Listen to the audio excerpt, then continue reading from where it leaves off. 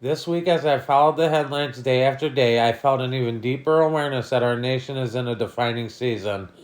Every story from border security to courtroom battles to cultural flashpoints seemed to underscore what I believe is a larger struggle over America's direction.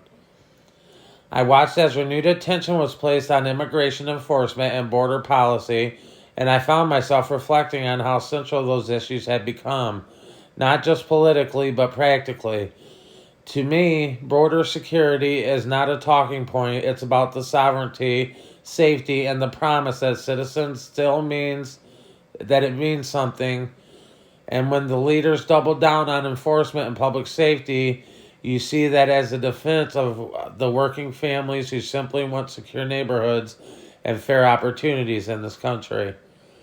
As the Republicans' primaries continue to take shape across the country, I've noticed an unmistakable energy within the conservative base. The grassroots voters appear determined to support the candidates who reject political complacency and they embrace the constitutional principles. I see debates not as division but as a refinement, a movement clarifying its priorities with limited government, fiscal responsibility, and individual liberty, as well as national strength. The message I keep hearing is that Americans are tired of the bureaucratic expansion and the cultural drifts, and they want leaders who are willing to challenge entrenched institutions rather than to accommodate them. Midweek, when the Supreme Court curtailed President Trump's tariffs, I kind of felt frustrated. Many of the conservatives expressed, from my perspective, the tariffs are not merely economic levers. They are the tools to protect the American industry and reduce dependency on the foreign adversaries and to restore the leverage in our global trade. The ruling felt like another example of how executive power is scrutinized differently depending on who wields it. Yet what stood out to me even more was the resolve to keep pursuing the economic nationalism through other lawful means. The broader principle defining American manufacturing and protecting the workers from unfair trade practices remains intact. Throughout the week, this issue of media bias has resurfaced repeatedly, and I saw discussions about the major tech platforms and the news agitators that were allegedly sidelining conservative outlets. Whether through the algorithms or editorial choices, many of us sense an imbalance in how stories are being framed, and those voices are amplified.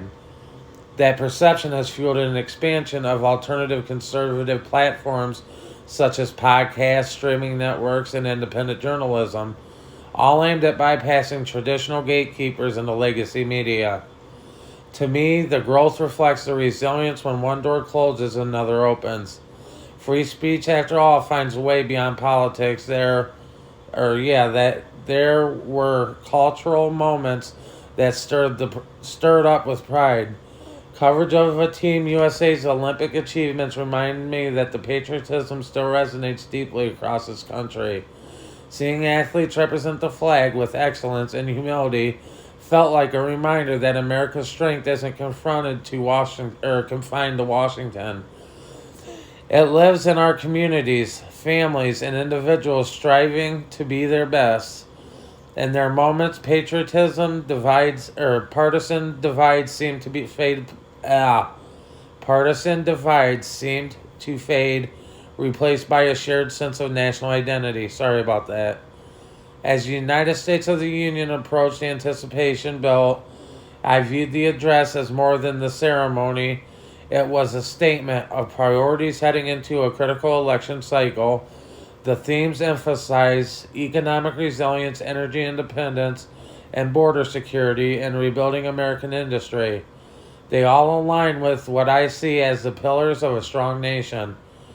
Predictably, the opposition, the ones who don't know how to stand, responded with pointed criticism, offering starkly different visions. Yet I couldn't help but think that a contrast is healthy in a democracy. It clarifies the choice, however, and it sharpens debate. It forces the citizens to examine which path they align with and their values. What struck me most this week was the persistent tension between the executive ambition and the institutional resistance. The courts, the media, the organizations, the political opponents, each plays a role in shaping outcomes.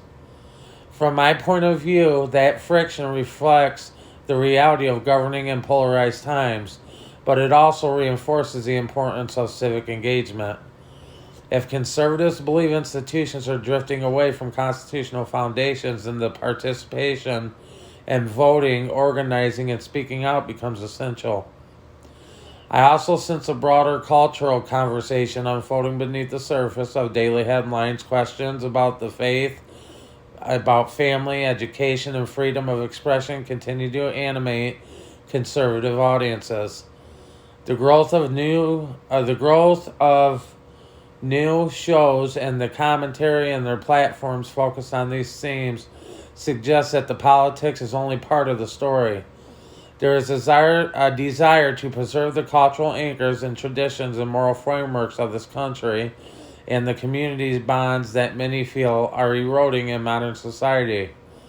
For me, these concerns are not about resisting the progress, but about ensuring that the change does not sever us from the principles that built the nation.